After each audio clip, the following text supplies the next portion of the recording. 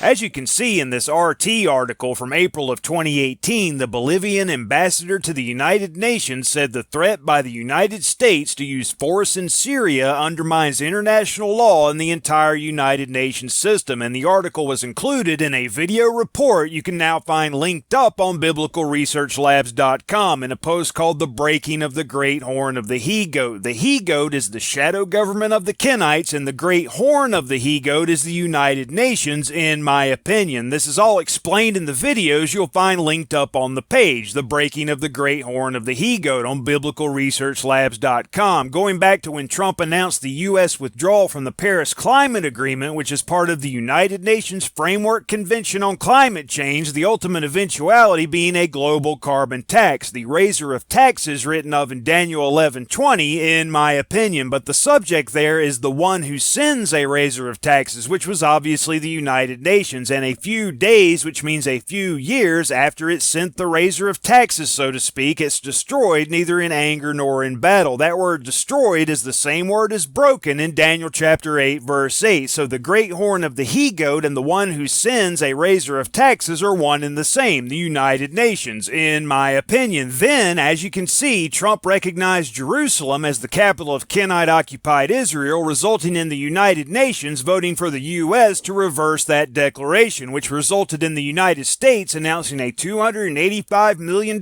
budget cut at the end of 2017. Then, after the U.S. withdrawal from the UN Human Rights Council, we saw this article, the UN running out of cash, which brings us up to this article from October 11th, 2019, facing cash flow crisis, the United Nations cuts hiring, heating, escalators, and the AC, and said it was quickly running out of cash because a number of countries, chiefly the United States, have not paid their annual assessments. This article from the 8th of October says the United Nations could run out of money in a few weeks, Secretary General warns, and then this article says U.S. delinquent on payments as United Nations faces worst cash crisis in a decade. So if the United Nations is the great horn of the he-goat written of in Daniel chapter 8, verse 8, once it's broken, so to speak, is when the four beasts of Daniel chapter 7 come up for it toward the four winds of heaven, which always means the 5-month-long hour of temptation. In this case, at the beginning of it, at the woe of the fifth trumpet, when Satan and his angels are cast from heaven to earth, which could even be perceived as an alien invasion, which would cause an instant one-world political system. But whether or not that's how it happens remains to be seen. What we do know for certain is once the one-world political system, which is still yet future, comes into being, shortly thereafter it's wounded to death, after which Satan appears as Antichrist at the woe of the sixth trumpet, which is when it goes from being a one-world political system to a one-world religious system. The true Christ doesn't return at all until the woe of the seventh trumpet, and as the true Christ says in the last verse of Mark chapter 13, what I say unto you, I say unto all, watch.